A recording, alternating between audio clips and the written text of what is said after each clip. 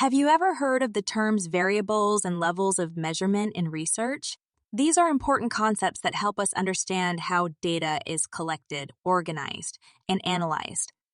Whether you're a student, a researcher, or just someone interested in data, understanding variables and levels of measurement can help you make sense of the information around you. Let's start with the term variable. A variable is a characteristic or attribute that can take on different values.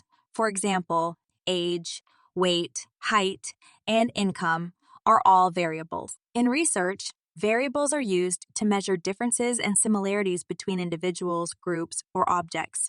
For instance, if you're studying the effectiveness of a new medication, you might measure variables such as age, gender, and the dosage of the medication. Variables can be classified into two main types, categorical and continuous. Categorical variables are those that can be put into categories, such as gender, race, marital status, education level, and job title. Continuous variables, on the other hand, are those that can take on any value within a range, such as height, weight, and age. Understanding the type of variable you're working with is important because it affects how you analyze and interpret your data. Now, let's move on to the concept of levels of measurement. Levels of measurement refer to the different ways in which variables can be measured. There are four main levels of measurement: nominal, ordinal, interval, and ratio. Nominal level of measurement is the simplest level, and it's used for variables that can be categorized but not ranked, such as gender or eye color. Ordinal level of measurement is used for variables that can be ranked but not measured in terms of distance, such as education level or income bracket.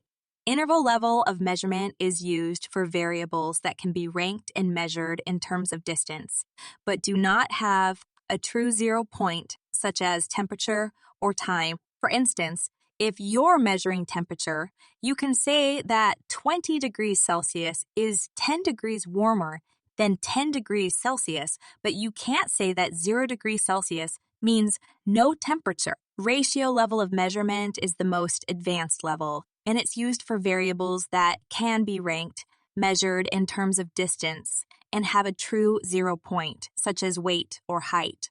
For instance, if you're measuring weight, you can say that someone who weighs 60 kilograms weighs twice as much as someone who weighs 30 kilograms. Understanding the different levels of measurement is important because it affects how data is analyzed and interpreted. For example, nominal and ordinal data require different statistical tests than interval and ratio data. If you're working with nominal or ordinal data, you might use tests such as chi-square or the Mann-Whitney U-test. If you're working with interval or ratio data, you might use tests such as t-test or ANOVA. If you would like to know more about the different levels of measurements, you might find my other videos helpful. Links will be in the description. Another important concept to keep in mind when working with variables and levels of measurement is the difference between independent variables and dependent variables. An independent variable is a variable that is manipulated or controlled in an experiment, while a dependent variable is the variable that is measured. For instance, in an experiment testing the effectiveness of a new medication, the dosage of the medication would be the independent variable, while the patient's response to the medication would be the dependent variable. For more on this, check out our in-depth video of independent and dependent variables.